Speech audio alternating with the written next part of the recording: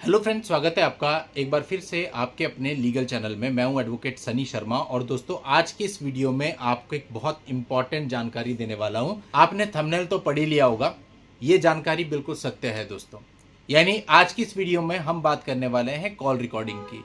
और call recording पर अभी रिसेंट एक लेटेस्ट जजमेंट आया, इसमें आपको बहुत बड़ी राहत दी गई है।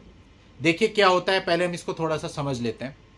कॉल रिकॉर्डिंग में ऐसे बहुत सारे जजमेंट आपने देखे होंगे कि जब आप किसी की कॉल रिकॉर्डिंग प्रस्तुत करते हैं या किसी की रिकॉर्डिंग वॉइस रिकॉर्डिंग प्रस्तुत करते हैं तो प्राइवेसी राइट का मैटर आ जाता है कि भाई ये उसके प्राइवेसी राइट का हनन है। और आपके पास सब कुछ होते हुए कई बार आपके पास रिकॉर्डिंग होती है जिसमें आपको पता चलता है कि आपकी वाइफ किसी और व्यक्ति से अफेयर की बात कर रही है, मतलब उसे पता चलता है उस बातचीत से कि उन दोनों का आपस में अफेयर है। या कई बार बहुत ही गलत टॉक्स होती हैं, उसकी रिकॉर्डिंग आपके पास होती है और सब कुछ होते हुए भी आप उसे कोर्ट में सबमिट नहीं कर पाते। कारण ये होता है कि अगर हम कोर्ट में सबमिट करेंगे तो प्राइवेसी राइट वाला मैटर आ जाएगा। वो कहेगी कि भाई मेरी जो है प्राइवेसी राइट का इन्होंने हनन किया और उल्टा हम ही फंस जाएंगे। तो सारे सबूत आपके पास होते हुए भी आप कुछ नहीं कर पाते। अब ऐसा नहीं होने वाला है दोस्तों। अगर आपके पास कोई सबूत है, यानी अगर ऐसी कोई रिकॉर्डिंग है जिसमें आपकी वाइफ किसी और व्यक्ति से गलत तरीके से बात कर रही है, जिससे पता चलता है कि उसका अफेयर है, वो उसके साथ फिजिकल रिलेशन में है, ऐसी कोई रिकॉर्डिंग आपके हाथ लग जाती है, भले ही वो कॉल रिकॉर्डिंग हो, भले ही वो वॉइस रिकॉर्डिंग हो, भले ही आपने उसे किसी भी सोर्स से प्राप्त किया हो, वैध और अवैध, आप उस रिकॉर्डिंग को माननीय न्यायालय में प्रस्तुत कर सकते हैं और उसको एविडेंस के रूप में माना जाएगा। और ऐसे बड़ा आसान हो जाएगा आपके लिए साबित करना कि आपकी वाइफ जो है एडल्ट्री में है। या कई बार आपके पास ऐसी रिकॉर्डिंग होती है जिसमें आप कहते हैं सर मैंने सुना कि वाइफ अपने माता पिता के साथ प्लानिंग कर रही थी, कुछ उस प्लानिंग की हमारे पास रिकॉर्डिंग है।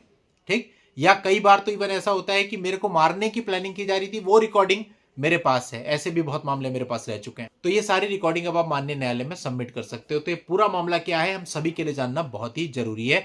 तो आखिरी तक वीडियो में बने रहना। और अभी तक भी आपने इस नए चैनल कानूनी सोच को सब्सक्राइब नहीं किया है तो इस चैनल को भी फटाफट सब्सक्राइब कर लेना, क्योंकि इस चैनल पर भी इस प्रकार के इंफॉर्मेटिव वीडियोज मैं आप लोगों के लिए लाता रहता हूं। तो दोस्तों ये मामला है इलाहाबाद हाईकोर्ट की लखनऊ बेंच का, जहां पे कहा गया है कि अब रिकॉर्ड की गई बातचीत को माननीय न्यायालय में साक्ष्य के रूप में प्रस्तुत किया जा सकता है, भले ही इसे अवैध रूप से प्राप्त किया गया हो, यानी कि भले ही इसे गैर कानूनी तरीके से प्राप्त किया गया हो। जैसे कि यदि कॉल को किसी ने स्पीकर पर डाला हुआ है और आप डिजिटल वॉइस रिकॉर्डर से उसकी रिकॉर्डिंग कर लेते हैं तो इसको इनवैलिड नहीं माना जाएगा, बल्कि इस रिकॉर्डिंग को भी वैलिड माना जाएगा। अब दोस्तों यहां पर पार्टी का तर्क यह था कि ये जो पूरा का पूरा मामला है ये केवल फोन पर हुई बातचीत की अवैध रिकॉर्डिंग पर ही आधारित है और कोई सबूत नहीं है, तो ये निरर्थक है और ऐसी अवैध रिकॉर्डिंग को सबूत के रूप में स्वीकार नहीं किया जा सकता है। अब यहां पर दोस्तों ऑनरेबल हाईकोर्ट ने कहा कि दोनों आरोपी व्यक्तियों की टेलीफोन पर हुई बातचीत को इंटरसेप्ट किया गया था या नहीं किया गया था, लेकिन याचिकाकर्ता के खिलाफ